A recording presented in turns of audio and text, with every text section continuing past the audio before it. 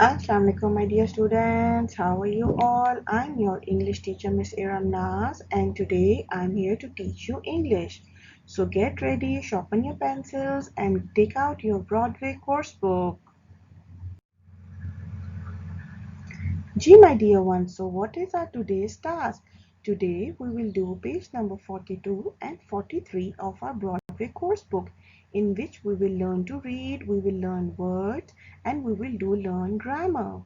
So let's get started. Gee, my dear ones, can you look at this page? This is Broadway Coursebook, page number 42. Before beginning of the lecture, make sure that you write date and day on top of the pages very neatly and very nicely. So over here, we will cover three things. Learn read 2, learn words and learn grammar. So let us begin our learn to read 2. Talk about this. Is it nice to make fun of the way someone looks? क्या हमें किसी के looks के हिसाब से उसका fun या मजाक उड़ाना चाहिए? क्या ये अच्छी बात होती है? No, it's not a good thing. It's very bad manners कि हमें बिल्कुल किसी का मजाक नहीं उड़ाना चाहिए कि वो कैसा लगता है, मोटा, पतला, लंबा, छोटा.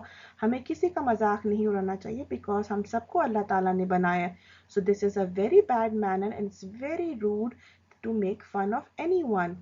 Do you think it was right for the turtle to make fun of the king? क्या आपका ख्याल है टर्टल ने बहुत अच्छी बात की थी या इट वॉज राइट? क्या वो सही था जब वो किंग की नोज का रेड नोज का मजाक उड़ा रहा था और उसके लिए गाना गा रहा था? क्या ख्याल है आपका? Yes, it's very bad. It's a wrong thing. You should not make fun of anyone's look because it's very bad manners. तो आपको भी ख्याल रखना चाहिए क्योंकि क्लासरूम में भी आप अक्सर नोट करते होंगे कि अक्सर लोग एक दूसरे का मजाक उड़ाते हैं और हंसते हैं. ये बहुत बुरी बात होती है and you should not make fun of anyone. So you should be a good girl and a good boy and अगर कोई आपको नज़र आए कोई इस तरह करके कर रहा है तो आपको उनको समझाना चाहिए कि हम सबको अल्लाह ताला ने बनाया है और हमें किसी का मजाक नहीं उड़ाना चाहिए. ठीक है? Now let's proceed further to learn words. Number 1. Fill in the blanks below with words from the story. The first one has been done for you. अब आपको यहाँ पे 6 लाइन्स 6 सेंटेंसेस नजर आ रहे होंगे. इनमें कुछ ऐसे वर्ड्स हैं जो आप स्टोरी में ऑलरेडी पढ़ चुके हैं. तो आपने बहुत क्लेवरली उसको सोचना है और सोच के आपने इसके अंदर फिल करना है. ठीक है? Over here you can see A to F. यहाँ पे जो बेसिकली आपने नोट करना है कि यहाँ पे आपने फाइंड आउट करना है इनके वर्ड्स एंड उसके ऑपोजिट्स. तो हमने आपको क्या बताया था प्रीवियस लेक्चर्स में कि नाउन के ऑपोजिट्स नहीं होते और एडजेक्टिव के ऑपोजिट्स होते हैं. In each sentence you can see there are two parts. First part में वो वर्ड आपको एज अ हिंट दिया हुआ है. फॉर एग्जाम्पल इस सेंटेंस में आपको क्लेवर एज अ हिंट दिया है कि ये वर्ड है. तो इसका ऑपोजिट क्या होगा? इसका ऑपोजिट है फूलिश यानी क्लेवर, अक्लमंद, फूलिश बेवकूफ. Very good. Now the B part को देखिए. How fast was the tortoise walking? Fast. आपको क्या एडजेक्टिव नजर आ रहा है सेंटेंस में? फास्ट. टोटस कितनी तेजी से चल रहा था. फास्ट का ऑपोजिट यूजुअली क्या होता है? सोचें. You can look over here also. Clever का ऑपोजिट क्या था? फूलिश. और फास्ट का ऑपोजिट क्या है? Slow. Very nice. So what you will do, you will write slow over here. Similarly, see, Hassan is short but Amir is think. अब first half में आप देखेंगे आपने एडजेक्टिव फाइंड आउट करना है. This is the adjective. So next is the D part. These flowers on the ground are dry, but those in the vase are dash. आपने सोचना है कि फर्स्ट हाफ यानी कॉमा से पहले फर्स्ट हाफ है. आपने देखना है कि इसमें एडजेक्टिव कहाँ है जी which describes a noun. It's over here. It's dry. Dry का यूजुअली वेट होता है लेकिन जो हमारे लिविंग थिंग्स होते हैं उसके लिए हम हमेशा ड्राई के लिए ऑपोजिट यूज करते हैं फ्रेश. जैसे प्लांट्स के लिए और फ्लावर्स हमारे कैटेगरी में आ जाता है तो उसके लिए हम फ्रेश का टर्मिनोलॉजी फ्रेश के ऑपोजिट यूज करेंगे. Next is the E part. Huma love books. Huma loves books. ये फर्स्ट हाफ है. इसमें देखिए कहाँ है? हमारा adjective का word, this is the adjective. So what will be the opposite of loves? You have to find out and fill over here. Next is the F part. This old shirt is torn. एक पुरानी shirt है जो फट गई है. Old. This is the word. Then what you have to do? What is the opposite of old? And then you will find out and write over here. Very good. Now let's proceed to the second part of this question. Now pick out the opposite from each sentences above and write them here. The first one has been done for you. आपने देखना है कि इस first part में आपने हर sentences में two words and its opposites किए हैं. Word and opposite. अब देखिए फर्स्ट वन के में क्या था. ए सेंटेंस में clever was the word and what was the opposite? Foolish was the opposite. So बिल्कुल इसी तरह सेकंड बी में आपने अपने क्या देखना है. फास्ट. फास्ट आपने यहाँ लिखना है और फास्ट के बीच में अपने क्या लिखना है. Joining word and. आपको याद है ना ये वर्ड एंड. एंड आपने जरूर लिखना है बीच में. और फास्ट का ऑपोजिट क्या है. Slow. So you will write slow over here. हर वर्ड एंड ऑपोजिट्स के बीच में आपने एंड जरूर लिखना है. We have approximately 6 sentences over here, so you have to be very careful and do your work very neatly. Let's proceed further to learn grammar. Look at these sentences.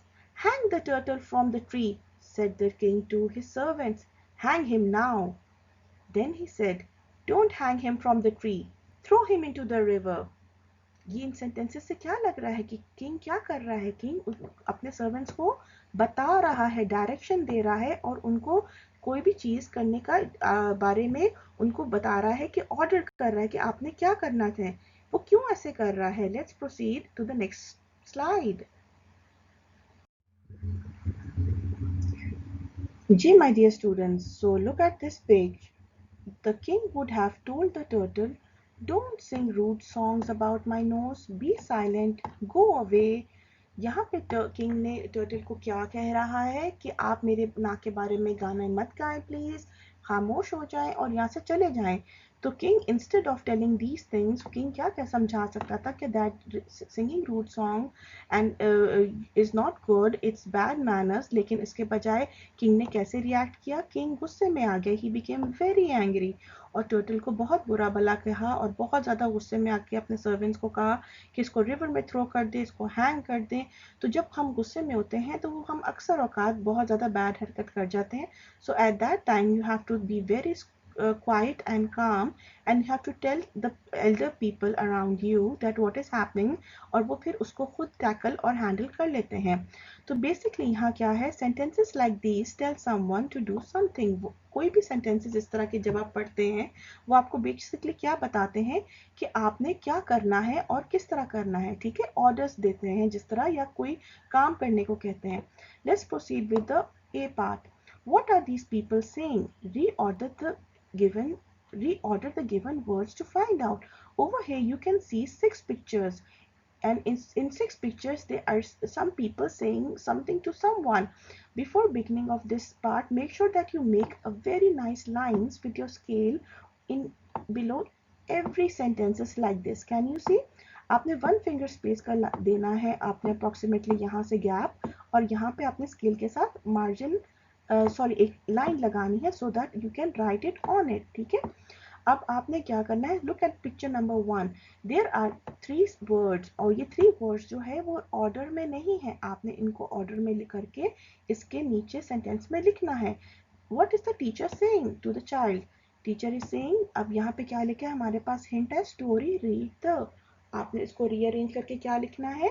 Read the story. Very good. इसी तरह picture number 2 को गौर से देखिए. Teacher क्या कह रही है student को. Picture colour the. Picture color the. This is not making any sense. So what you will do, you will reorder and write it over here. Similarly with 3, give please a me sweet. The child is telling to the mother, please give please a me sweet. इसको rearrange करें और यहाँ पे लिखें. Similarly with 4, homework your do. इसको rearrange करें, reorder करें और इस लाइन पे बहुत neatly लिखें. Number 5, crying stop. Crying stop. इसको rearrange करें, reorder करें और इस लाइन पे लिखें. Similarly with the sentence number C, your classroom go to।